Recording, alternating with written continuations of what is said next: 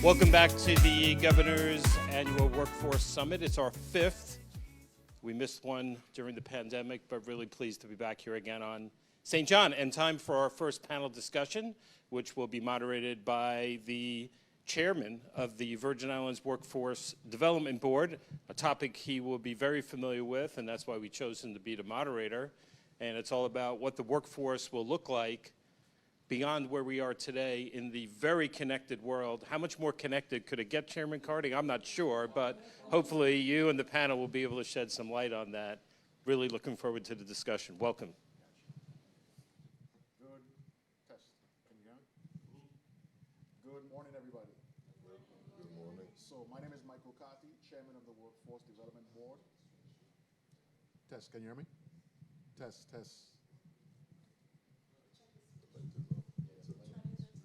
Test. Okay. So my name is Michael Carty, Chairman of the Workforce Development Board and also founder and CEO of Smartnet, a local ISP here and managed services provider.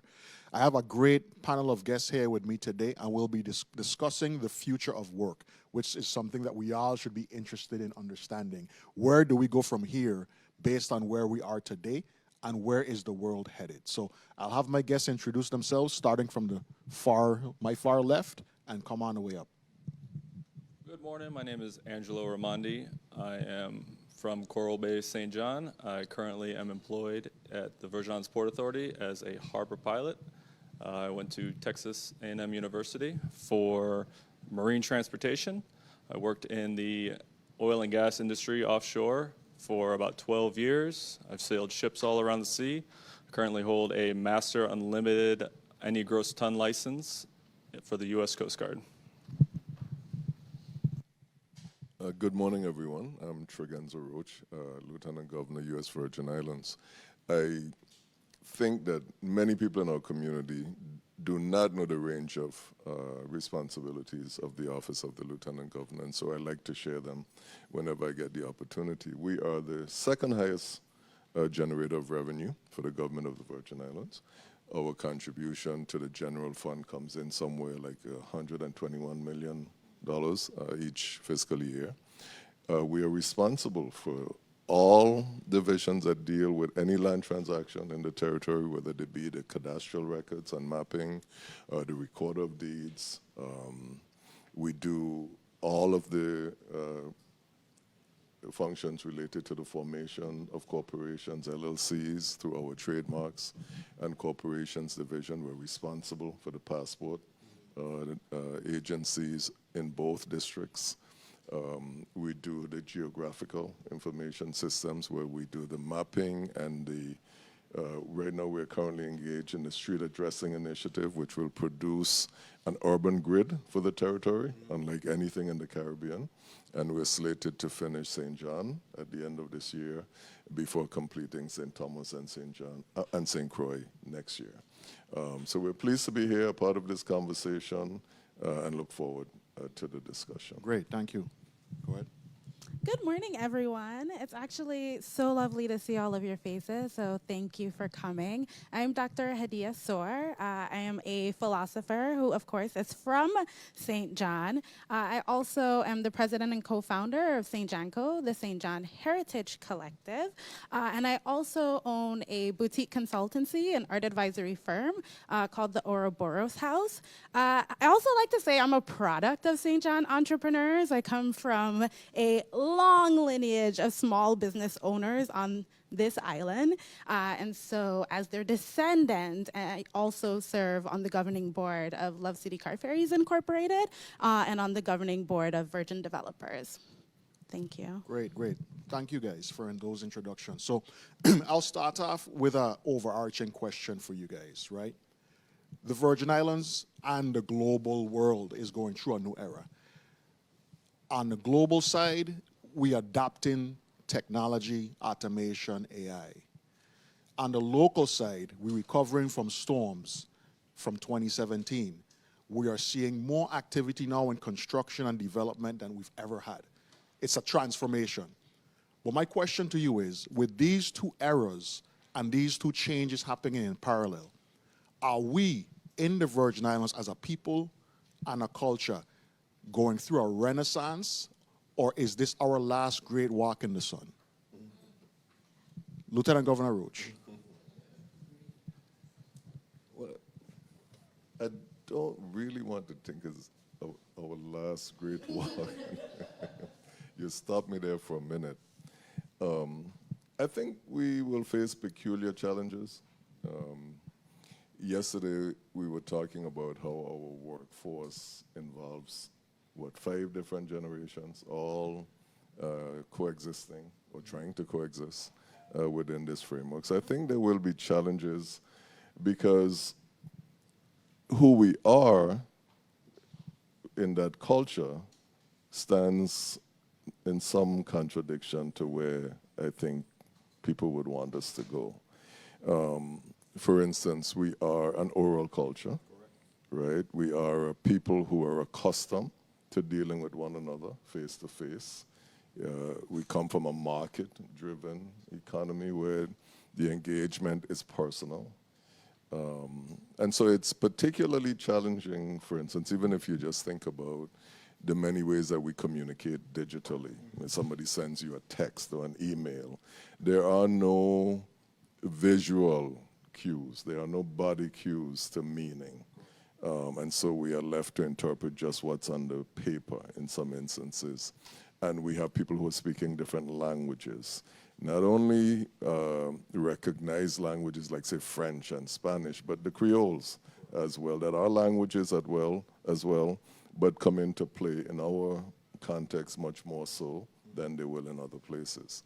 The reality, though, is that we have always been at the center of the world. I mean, we're not remote in any way at all. And even though, when I went away to school and encountered people who had never been outside of their state, I was like, we're a dot on the map, but we're like culturally diverse. We engage people every day from every country that you could imagine. Our population is as diverse as any place on the globe, in fact, more so.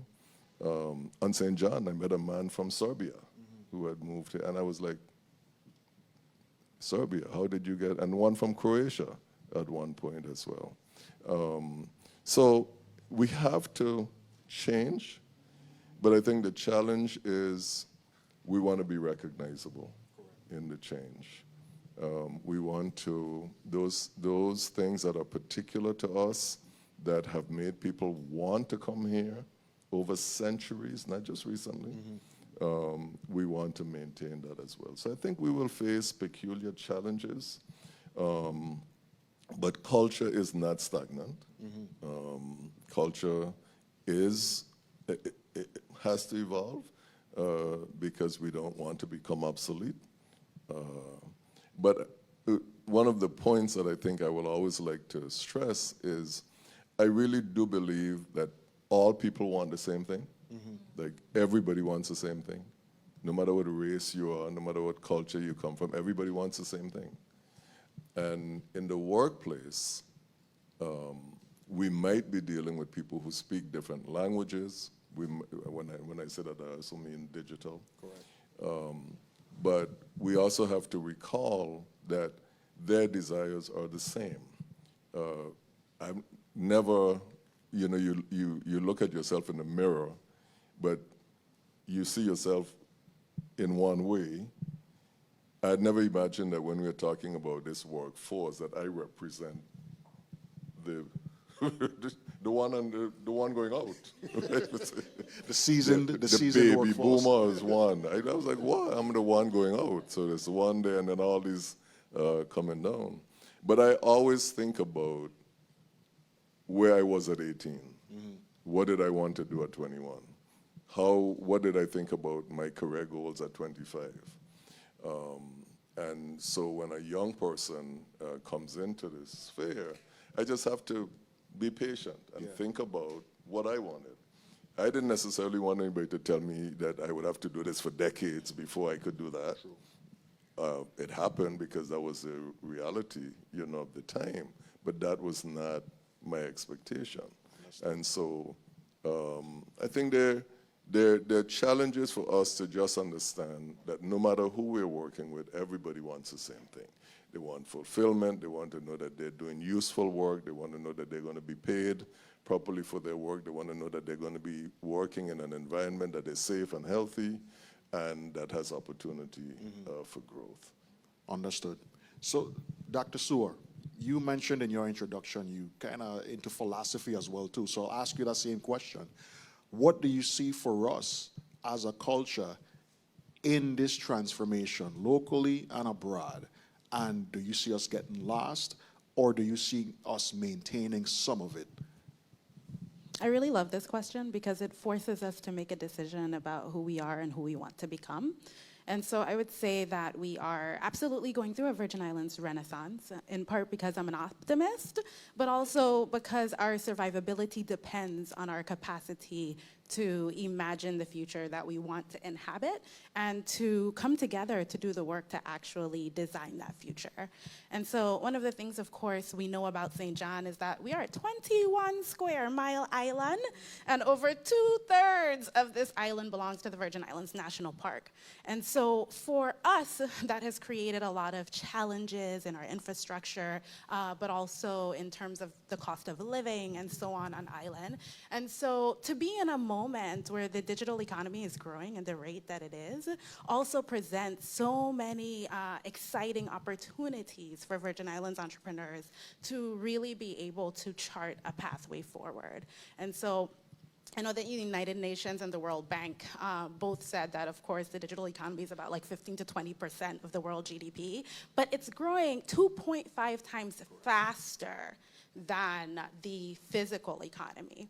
And so for us, it really allows us to seek clients, collaborators, partners, and employees globally. It also allows us to really think through the digital sphere. And specifically, I'll get a little utopian or dystopic, depending on what you think, and talk a little bit about the metaverse. But we're really also in a moment where technology is not only being leveraged to make us more connected in our lives, but it's also asking us to think about virtual realities and virtual spaces and how we are actually going to design business and our social relations in order to be able to grow economic opportunities. And so we have so many Virgin Islanders in the US mainland and in other places, and this is also a moment to leverage our diaspora to be in conversation with one another to collaborate for economic opportunity. Gotcha. That's a good point, and I'm going to come back to that. But Angelo, you're in an industry, the maritime industry, and I think in your introduction, you sounded like you were a master harbor pilot for any ton-size vessel. The sea has been the sea, the ocean has been the ocean. But in your experience, how easier or more difficult are the new modern boats of today? Well, let me go back, and I agree with the Lieutenant Governor that we are a very connected people. We like to be personal, we like to be social, and in terms of the connection that remotely, we don't have that, which is what Virgin Islanders love. We love to be social, we love to talk. It's not always about business. With the the pandemic, it was pretty much a catalyst for accelerating technological communication connections with remote working and handling everything from across the world. With the new technology in shipping, they are gearing for uncrewed vessels that are piloted remotely. They just did a vessel in Australia, NATO and the US Royal Navy, piloted a vessel from Portugal around Australia 10,000 miles away. Autonomous vessels are also going to be a huge, huge step forward in technology in the maritime industry. Sail Drone, for example, has been mapping the exclusive economic zone bathymetric charts for the past couple of years. They've been traveling all around the Gulf of Mexico, the eastern and western seaboards, collecting weather data. Just with the recent hurricane that went through Florida, there was a sail drone out there filming live video and collecting raw data during the storm. Now, with the introduction of all this remote technology and autonomous stuff, there's plenty of, social acceptances that need to come first. And I think we're at that point right now where society is starting to realize that there is an option for this. Now, I don't believe the entire maritime industry will take this route. It will more or less be for data collection and probably a lot of military, but the opportunities are there for private investors to develop these technologies and work with military contractors and government contractors. Now, you can't take the sailor off the ship completely.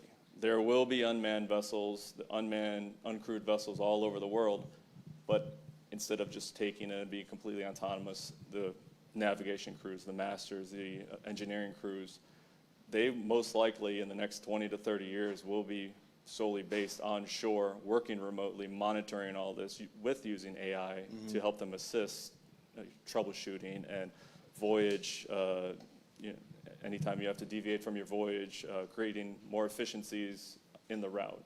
Gotcha. So I'm going to spin off from your comments. You just mentioned that there are vessels being piloted autonomously, one doing a voyage of 10,000 miles. So I'm going to punt this question to you, Lieutenant Governor Roach. Knowing this, and we could say that it's 20, 30 years away from being fully autonomous, but for all we know, it could be 5 years away, 10 years away.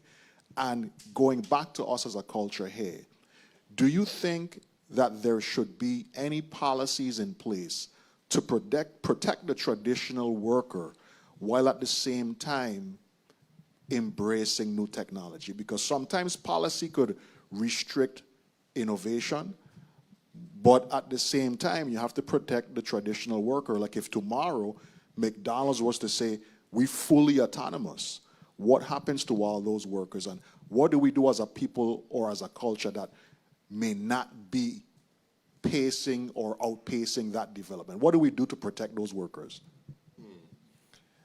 Well, when Raimondi was talking about the autonomous vessels, I reflected on the autonomous vehicles that are a present reality. Taxi drivers? In many jurisdictions.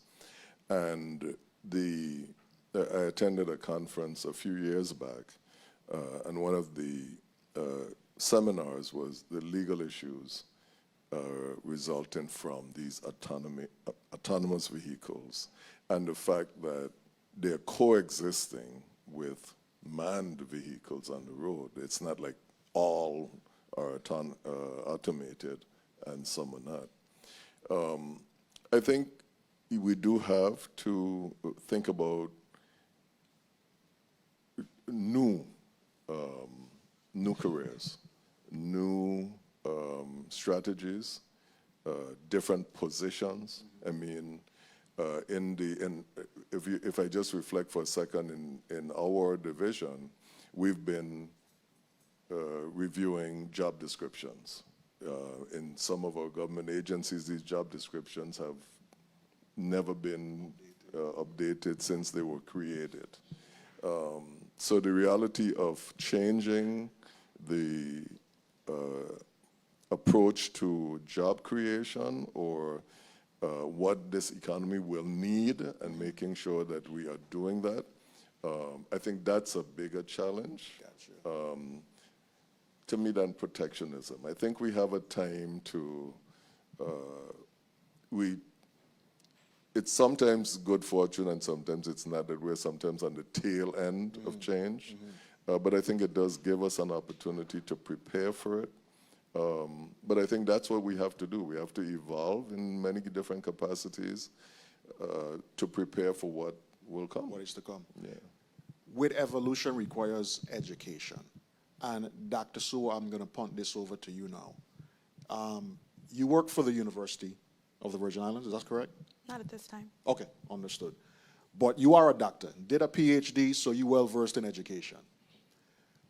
Given all the new tools that we have, access to information, AI, everywhere, should we discuss reducing the amount of time required for high school or even for college locally here. Would that be something that we are courageous enough to approach?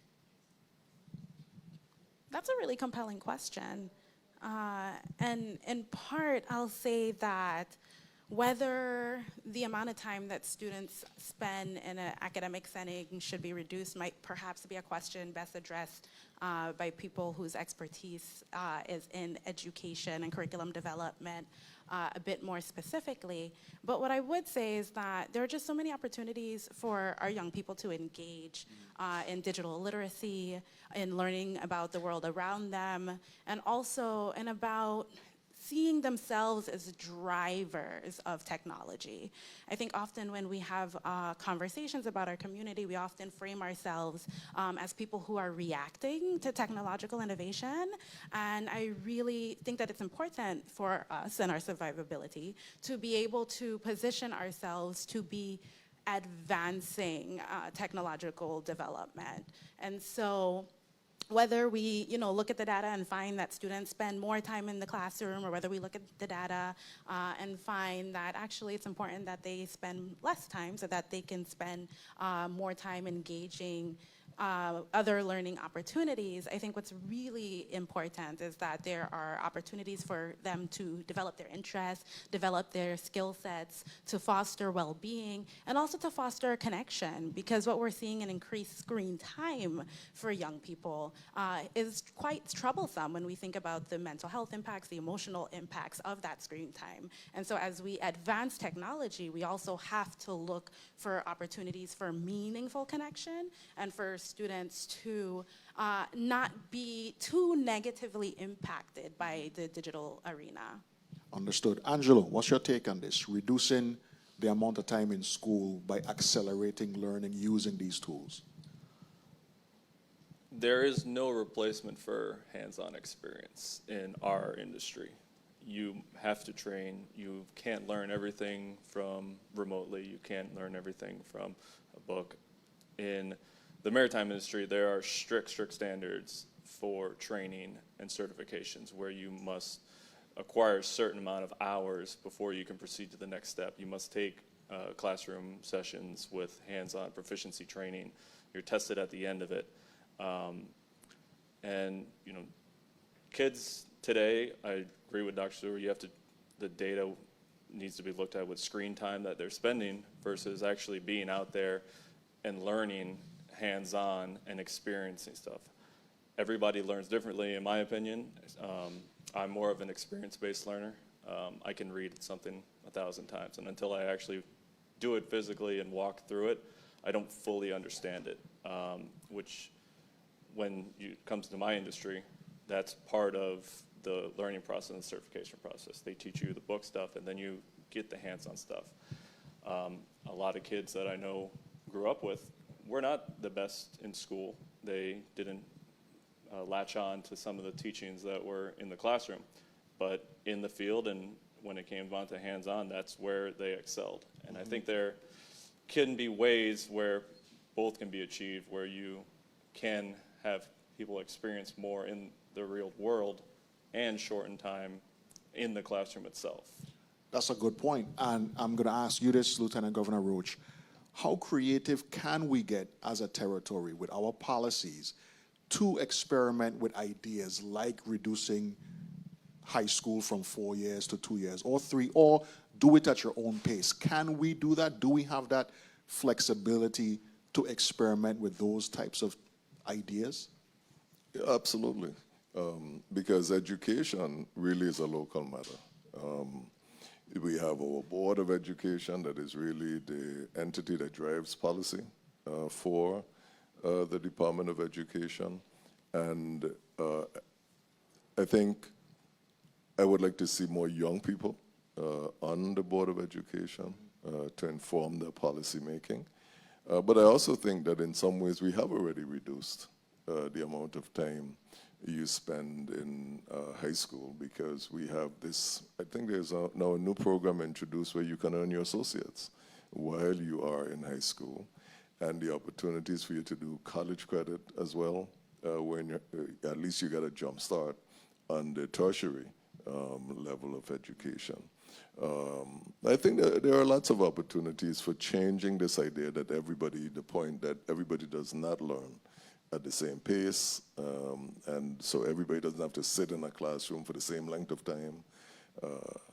But it's local policy driven, and if we have the will to do it and the desire to survive in this space, this coming space, we'll have to make those accommodations. But I think we have already done some good things that allow our students to earn, whether they still be vocational certificates, etc., but to complete college credits when they're in high school as well. And we can expand on that too.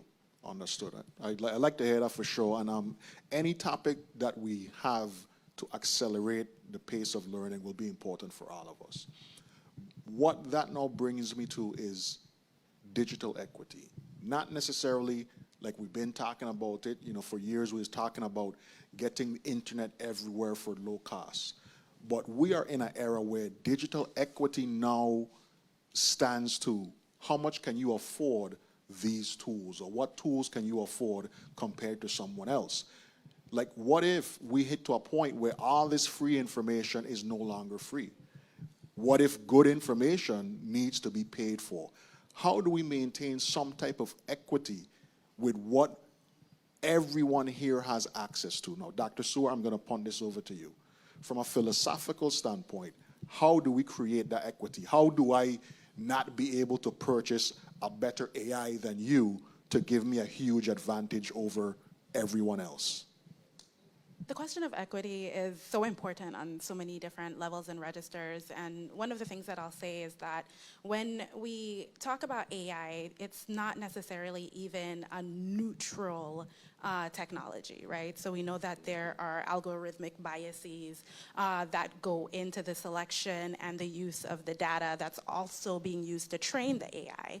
And so when we think about artificial intelligence, I also want to go back to how we position ourselves in relation to technological development and advancement, because I think that we really have to also be on the cutting edge of creating technology. One of the things that I always find really fascinating is that the binary code that's the basis of the internet and a lot of our data systems is also found in like African spiritual systems and like the Ifa divination system in particular.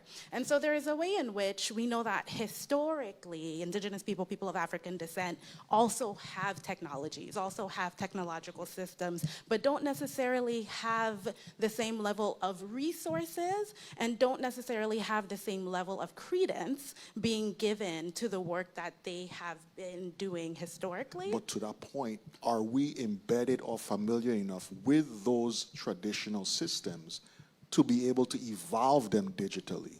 Well, I think the question might be less whether we are directly embedded and connected to the historical systems, and more so, what are the opportunities for us to have the resources to be able to continue to experiment and to drive technology currently.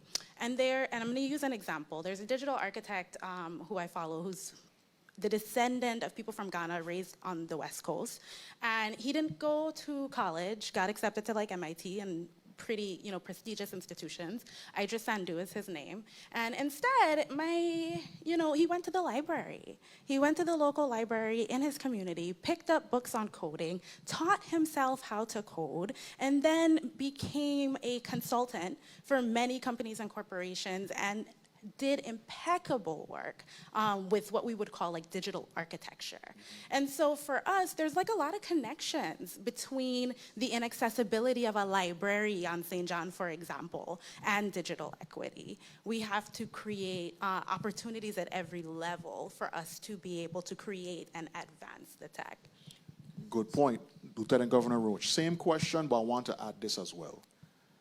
Should we take a focused, intentional approach to leveling up our youngsters for this digital age? Because many times we just kind of give them the tools and say, hey, you know it better than I do.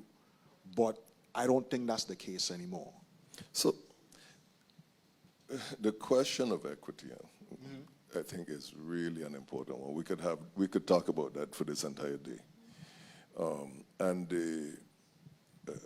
example that you reference about the quality of the AI, for instance, that too. Because we come back to the beginning, the question you posed at the beginning. We get on this technology and then we just move. The new iPhone comes out and we go and we buy it and we just move. And we're not really questioning where we're going, in some instances. I taught at the university as an example, and one day I gave an assignment to write this composition, write a paper on some topic, and it required research, references, footnotes, all of that. So I'm correcting 2 papers, and I get to a block of text, maybe 3 paragraphs long, and I read it, and your students, and it's like no comma is out of place, no wrong, anything. I read it again. I say, okay, I rest it aside. And I go through 30 students, so maybe another 15, 20 papers. I read the exact same thing. I said, I read this before. So then I pull the other one, and I put the 2 of them together, and 3 paragraphs, a word for word, right? So I take the papers to class, and I go like, I want to read you all a passage, because these two people in this class had the exact same thought, and they wrote it like the exact same way for these things, right? And I'm looking at the 2 in the class. And I use that to say that this conversation about artificial intelligence, machine learning, or whatever you want to call it, really puts us in a place where we are going to talk about what is intelligence, and what is even human intelligence, and how much are we going to not be able to recognize? Like those students now can just feed the AI their questions in a little different order, put a little different question in, put a little bit different data in, and generate 2 different essays. So I would be like, okay, did they write this? Et cetera. And so there are real questions about when we have the access to it, what are the issues related to learning, human learning, not machine learning. But at the same time, reflecting on your question, we have to look at our realities in the territory. When I introduced the bill for free tuition at the university, everybody's like, well, you're going to give the children a free education. They're not going to value it. They're not going to think. They're not going to this. Maybe it should only be those who can afford it. Maybe their parents. All of these questions came up. We have a third. Is it a third of our children living below the poverty level? It has to raise the question if they're going to be in homes where and equity brings up a multitude of factors. Equity is, I went to law school, and my grandmother couldn't read. And so my parents didn't have a law firm, but I was in school with students who did.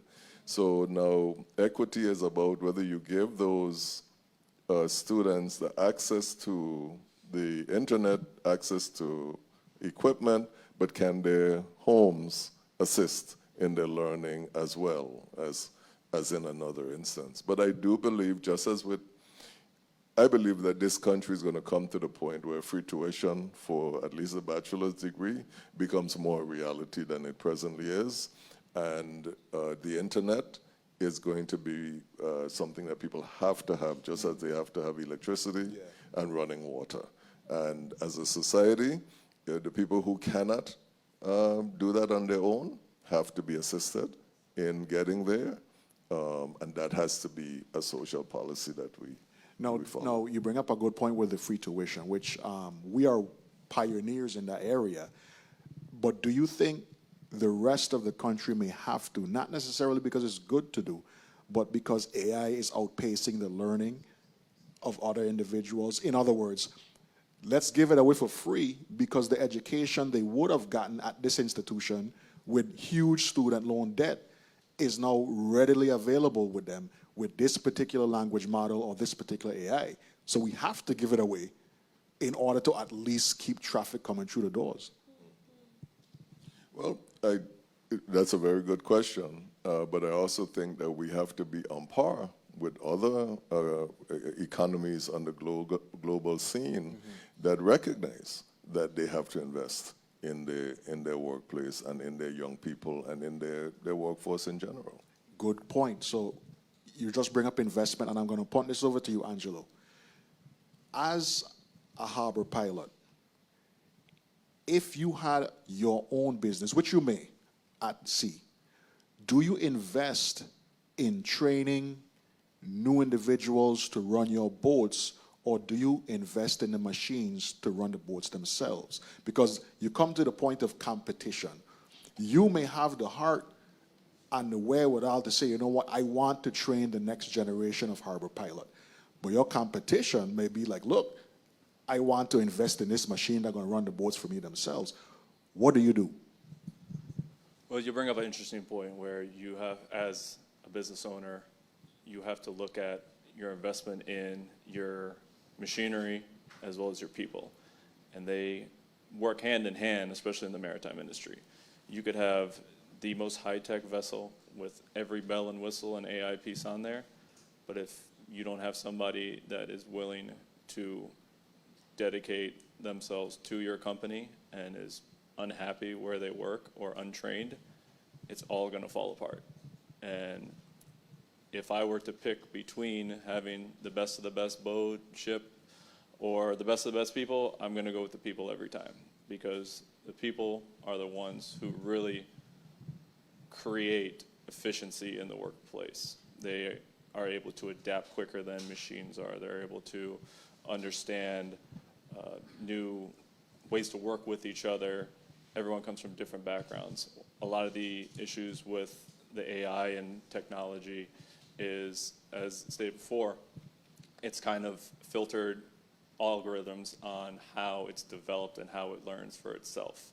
Versus people in general, you have a melting pot from all over the globe on most vessels in the ocean that have come from a wider range of backgrounds.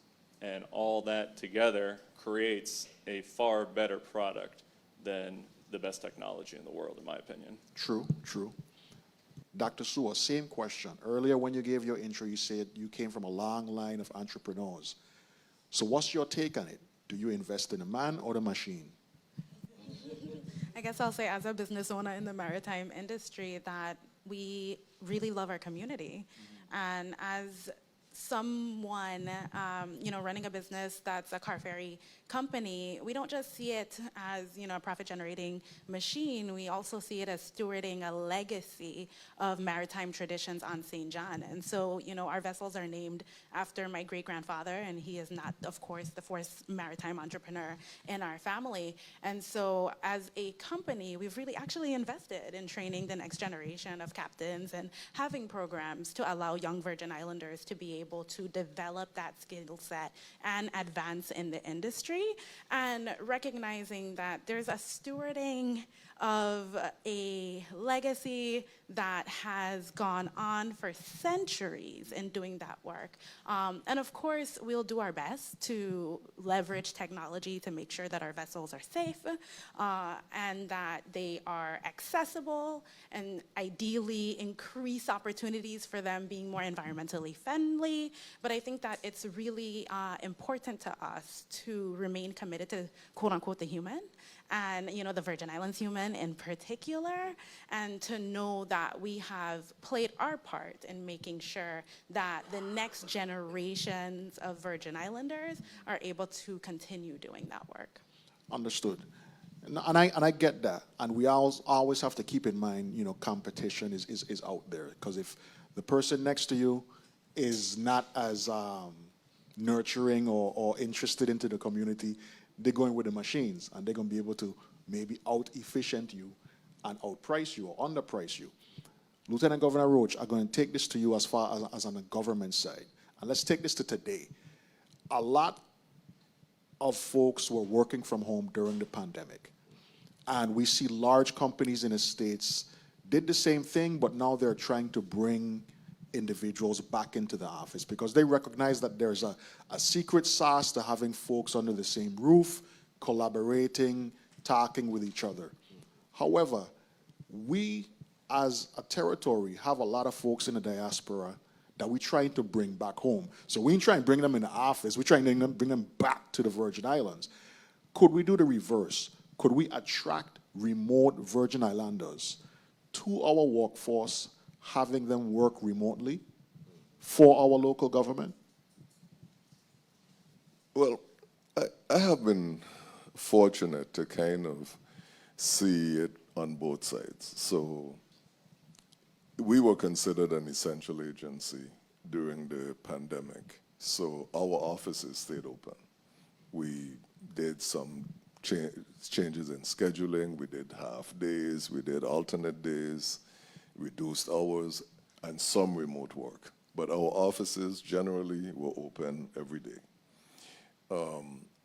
I had the opportunity to engage other lieutenant governors and other insurance. The lieutenant governor is also the commissioner of insurance for the territory, so I belong to a body called the National Association of Insurance Commissioners.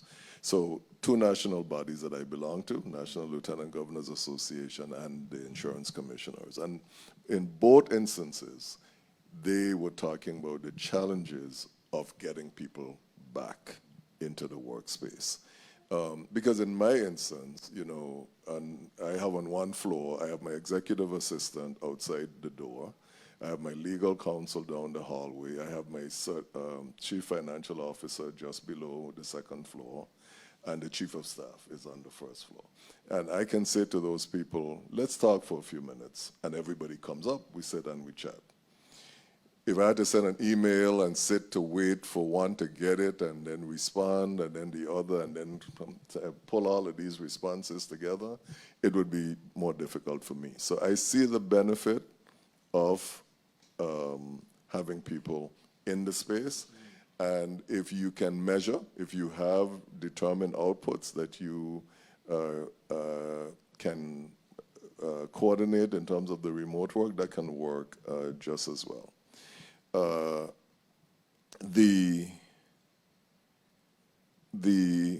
We didn't have the challenge of having to pull people back because we did not have a large-scale number of people working remotely. And part of the challenge was remote work came upon us in an emergency setting. Mm-hmm. We had just been working through a government policy for what would be required with an application to work from home. And that would include the manager or somebody going to that location where that person lives or is going to remote work from, making sure that they had the resources available to them to do it. You know, during the pandemic, these broadband and whether you had enough juice or whatever you want to call it was always an issue because all the children them were online trying to go to school, other people online trying to look at movies, other people trying to do work.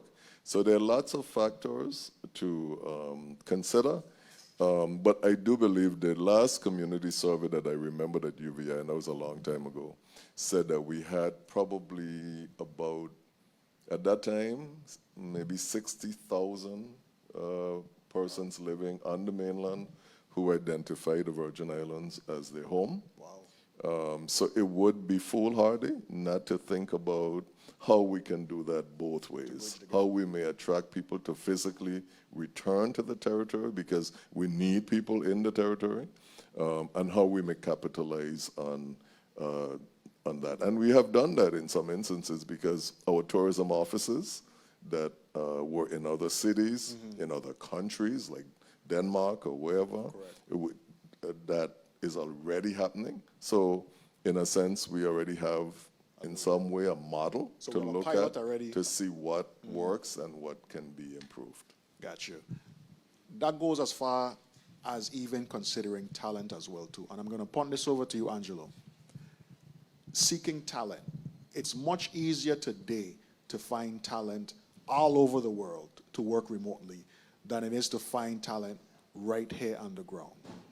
And if you're in a competitive environment, you want the best of the best to work with you. What do you do in that instance? Do you think we have enough time, given the pace of change, to nurture local talent, or do we quickly need to find the best talent remotely and have them work for us from there? I think it's a mixture of the two. The cost of living is always going to be astronomical here, and wages are low comparatively to the States. So when you have those two factors, it's hard to attract Virgin Islanders to come home. I know I was gone from 2004 until 2017, and one of the major catalysts to come back was a storm to help my parents with their home.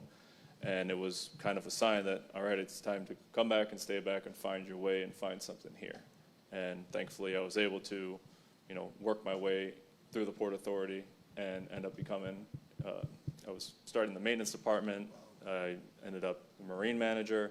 I ended up the assistant director, and then I finally moved over to the harbor pilot section. Congrats. But my background and my experience growing up is kind of what drove all of that. And I believe we need to, sooner than later, start promoting more of the maritime industry, if that is our goal, to have more local Virgin Islanders in the maritime industry here from young. I started at the CATS program in Coral Bay when I was 6 years old. Wow. And I had the opportunity, I sailed every Saturday between 9 and 12. I competed all over the world for everywhere from, little weekend regattas in St. Thomas to world and national championships sailing. I ended up using that, and that ended up getting me to, when I started going to school in St. Thomas, I would commute all the way from Coral Bay, and I ended up working for Varlock Ventures on the ferry when I was 15, and using that experience, I got into other experiences in the maritime community through mentorship from captains that I worked with, pushed me to go to a maritime academy and actually leave the island. And that's one thing that I will say I don't see a lot of anymore, is mentorship from the current maritime professionals, encouraging the younger generation to actually leave. That is one of the hardest parts, to actually leave and go get educated and then come back. Wow. Wow, interesting. And to the audience, I'm going to open it up to some questions in a minute before we wrap up. Can I just give you a joke? Sure, go right ahead. So in one of the national, the National Association of Insurance Commissioners, we brought them here to have a regional meeting. And there was one agency where a gentleman had gone home to work for COVID, and they were trying to bring him back to the office, and he was refusing to come back to work in the physical space. And his supervisor said, you know what, if you come back, I'm going to take you to the Virgin Islands when we have our regional meeting. So I got him back? And he came back. So we have to recruit, for them as well. Gotcha. We got to market ourselves for that. Gotcha. So we're going to open it up in a minute, but I do want to ask this questions before I open it up. And this for you, Lieutenant Governor Roach. You mentioned earlier evolving, right? Should we as a territory also look at other emerging markets or emerging industries, I should say, which are like a gray area, whether it be something like stem cells or psychedelics or plant medicine? Should we investigate these industries in order to attract and create those other types of jobs? Here, that's number one, and do we have the flexibility to allow it? Like if you were to say, okay, allow stem cell research or therapy in the VI, could we do that? Well, I think one of the greatest, in my opinion, kind of underutilized assets in terms of community engagement, I think, is our university. I think there's a whole lot more that can happen if the university is more a part of that whole economic exploration. One of the, and very often we have legislation that we don't really see the full effect of.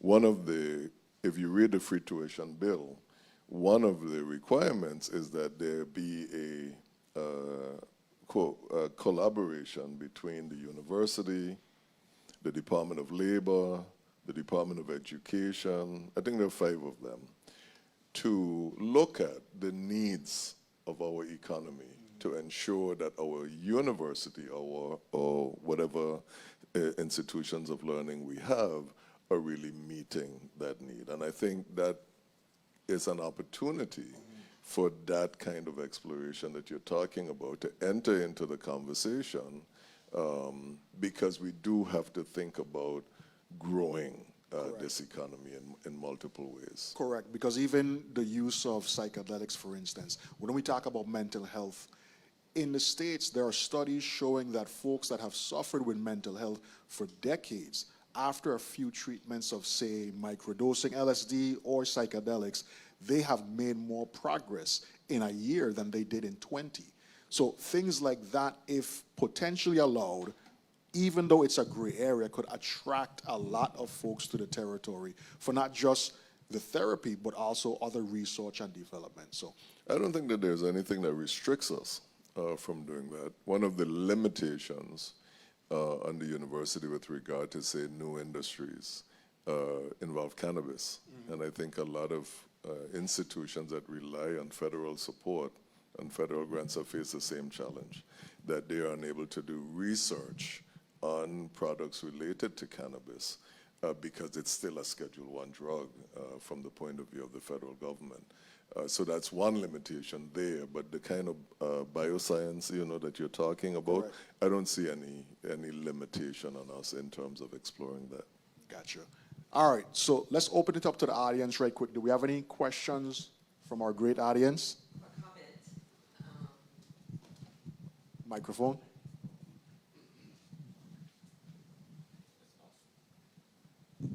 Good morning, panel, and thank you for this discussion. I just wanted to piggyback on your last comment about using the psychedelics. There is a company in the Virgin Islands right now, they're called Mycelial Health, and they have been working, through the Certificate of Need application process with the Department of Health, also Department of Agriculture, and UVI CERC. I believe they've had a few conversations with them because they want to grow the mushrooms for use and export to other universities in the States, and also for use potentially in the behavioral So health space. why don't we promote here. this? That's a huge thing. We need to promote that. They still have a couple things to finish finalizing, but again, they have been working with the Department of Health. So I wanted to mention that. The other question that I had, and maybe it's for Commissioner Malloy and some others here in the room, but just in terms of our current GVI workforce, do you have any data available on how many, remote opportunities we do have for positions in the territory, or through contract opportunities? Because I know that there are a lot of contractors that are remote, and some of those contractors actually have Virgin Islanders on staff living in other states, but working as maybe a project coordinator or a project manager on the project here because they have that on the ground and homegrown experience. I don't know if panel or anyone. Well, I guess Commissioner Malloy right there, so you could kind of give a short, quick answer.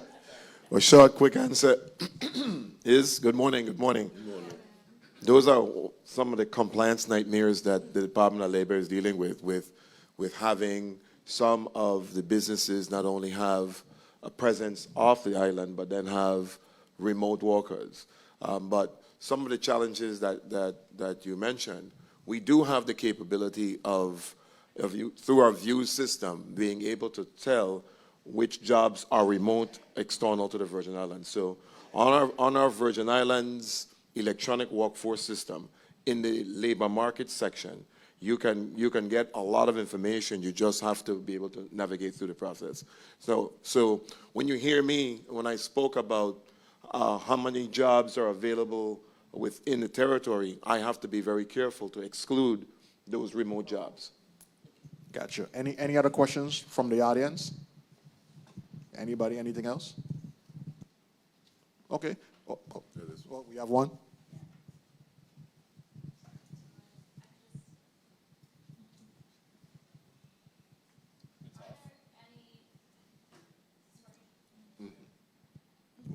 I got it. Are there any territorial incentives for keeping Virgin Islanders here, either through a tax incentive or some sort of you know, just an incentive to keep them here, to bring them back. What does that look like? You know, for example, Alaska, they have an incentive for people to even take temporary jobs for 3 years, and even more incentive to the Native Americans that reside there. What would you do here? That's a very good point. So, Lieutenant Governor Roach, I'm going to reframe the question as well, too. Are there any tax incentives or micro tax incentives, that we call it that we could extend to remote local Virgin Islanders in the diaspora to come back home if they do? Or somehow being a part of the USVI workforce receive that tax incentive even if they are away? Why would they come back? What can we give them other than sun, sea, and sand? I thought it was sun, sea, and success. So that's not Well, the success is after the incentive. But how can we entice them back? Well, so first I would start with the free tuition, because that was a recognition that students would stay at the university. And I think the very first year it went in, the increase of applications was something like 67% of the students who would have gone away. And I think we should follow closely that data to see how it tracks. Incentives to return and to stay, I think, need to be studied. I mean, I don't know off the top of my head, I don't think there's anything that specifically is geared to do that. I think we also do have to consider, and this kind of raises the issue of status in a kind of indirect way, because the talent pool that we may need may not necessarily just lie in the diaspora. And so there may be people who we need to attract who are not Virgin Islanders, and whether we can create incentives that are only available to one class of citizens. You know, there are interesting questions that we have to kind of ponder as we look at that. But it's not a bad thought at all. Gotcha. How about high net worth employees? Not necessarily EDC large companies, but you have a large group of people earning $500,000, sometimes $1 million for large corporations. What if we give them incentives to locate here and work remotely here for off-island companies? Well, before you even get to incentives, there's some other real issues that are related to the tax incentives that we now generate. For instance, in the legislature, we had a big conversation when I was a senator, and Senator Ford as well, about the EDC companies that, for instance, you get a certificate that says you will employ 80% residents, and you can bring in 20% non-residents, as well as you can get a special waiver to go above the 20% if you are able to demonstrate to them that you cannot find the talent that you're looking for in the territory. But what happens is, when that person comes into the territory, within a year, they are a resident. So now you can bring in more people, right? So I think we have to kind of look at the big picture. We have to look at all the holes that we might need to address or plug, and then we can expand our thinking going forward. I see Commissioner Malloy have a comment too. Well, if I may, because I'm also the vice chair of the Economic Development Authority, the EDA, and so the EDC program has a lot of built-in advantages in terms of recruiting, but it's tied to an employment program. And so the opportunity to recruit Virgin Islands abroad is already built in. As Lieutenant Governor Roach mentioned, the challenge is that once you are here, you become, after 1 year, you become a resident. And so those employment numbers, or those certificates, excuse me, those certificates are set at particular numbers. Let's say I'll use Frenchman's Reef that just opened in St. Thomas. They had, their certificate expected them to hire 450 individuals by a certain time period. So we had to go back and revisit, giving them a tiered process to get to that 450 because they couldn't find everybody at a particular time. So there are built-in provisions within those certificates.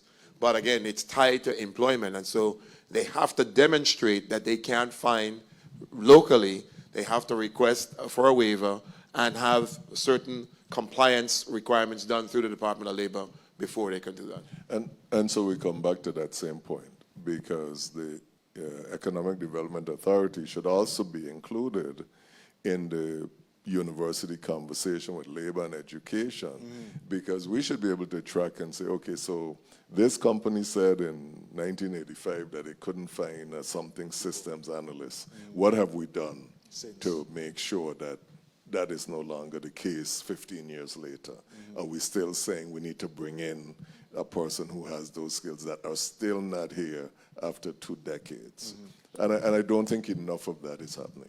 So go ahead. Can I also add that some of the incentives are also addressing some of the quality of life issues that are just really pertinent to us as Virgin Islanders. And so to go back to the Lieutenant Governor's opening remarks about everyone really just wanting a possibility of having dignity, having access to an affordable lifestyle on this island, I think could go a very long way in attracting the workforce that we desire. And so often, you know, when we talk to Virgin Islanders abroad, but also when I talk to people who attempt to move to the Virgin Islands and face challenges, those challenges are consistent, you know, the cost of living, the cost of food, our energy crisis, the inaccessibility of affordable and consistent health care, as well as, you know, the fact that our recovery process has not yet led to our children being able to have rebuilt schools across the territory. And so improving the quality of life for Virgin Islanders also doubles as doing incredible work of building a very competent and compelling workforce. Wow, you make me feel like we just need to convince people to stay rather than attract them here. Because yeah, we do have a lot of different issues, and I'm gonna end this with Angelo. You said you came back to the Virgin Islands, and hearing Dr. Sewer here, I mean, a lot of people might not. Tell us why you came back and why you saw it fit that you could elevate yourself here in the Virgin Islands rather than staying away. The main reason I came back was because St. John is home, and I love the Virgin Islands. There's no place like this in the world. You know, I've lived in Texas, I've lived in Florida, I've traveled all over the world shipping. I've experienced over 40 different countries, and home has always been home. One of the biggest things that Virgin Islanders unfortunately accept is when you come home, you should just expect to make less. You should just expect to pay more. And it's almost like mediocrity is accepted. You should expect less because you're here, which I find unacceptable. And by moving back, I would like to help improve that and make that unacceptable. We should strive for more. We should expect more. We shouldn't be giving away more higher earning jobs to people from abroad when we have the ability to start from scratch and prepare our younger generation to take these jobs. We just need to give them the support. And yes, they have to leave sometimes and get the experience, but if they are supported and if we don't accept mediocrity, they will come back. That's perfect. That's perfect.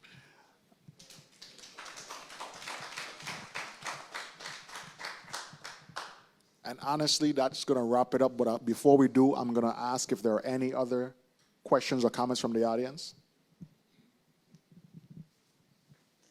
So good morning. So I have one comment in reference to the incentives and then a question for the panel. So I think historically what has happened is that even organizations like the Virgin Islands Bar Association would give scholarships to individuals who were planning to do advanced degrees, and then for that scholarship require people to return to the territory and invest 1, 2, 3 years. So that's a way to draw them back in. But going back to the Lieutenant Governor's point, if you're already addressing a certain level of education, people that might not be as lucrative or as interesting to them if they already have that pull. But my question for the panel is, the Lieutenant Governor mentioned AI and how to use it unethically. Well, one of the things that we do at the Department of Labor is try to figure out new programs, new ways of thinking, especially when it comes to the workforce. So should being able to use AI in an ethical manner be something that we introduce to not just the public sector, but to the school system, so that our community can be able to leverage it to get to the next level? So that's my question. To briefly answer that, I mean, AI is the one thing, or one of those things, that it's like the problem and the solution at the same time. So it's like, how do you get them to use it ethically? You could teach somebody to drive a car and they know how to drive it well. That doesn't mean you're teaching them to drive it ethically. You're teaching them how to drive. So I think we are at the point where we just need to teach them it, period. We need to teach them how to use it to accelerate how they learn and how they go about their day-to-day activities to move faster and get further before anyone else. So ethics will come into play, and I think there's a much larger discussion when it comes to that, especially as it relates to cybersecurity and cybercrime, So and there's certain standards and practices you could follow, but I think we're at the point of just teaching them to learn it, period. Also, which brings up another point, a lot of our youngsters are not equipped yet to use AI in its current form. Because some of them, like I had a discussion with a lady from my brother's workshop yesterday, a lot of their folks that come through their doors have a 2nd or 3rd grade reading level. That's not someone that you're gonna give ChatGPT or an AI tool to use now, today. And when we talk about equity, that may be an area that we need to look at. How do we curate or model it so that the least of us could get the most benefit from those tools, rather than having it be where it is? Let's create AI that meets them where they are today and elevate them further. So before we reach ethics, we got to talk about just access and accessibility. But I think it has to happen at the same time, because ethics are very important. And we had that conversation at the Bar Association and in the courts, because now you're talking about, do you use ChatGPT and claim it as your work product? Do you, do you charge $500 an hour for your work and just feed it into a computer and generate a report? So I think the two go hand in hand. I really grasp your point about access. But I do think it's a conversation that has so many levels to it. It does.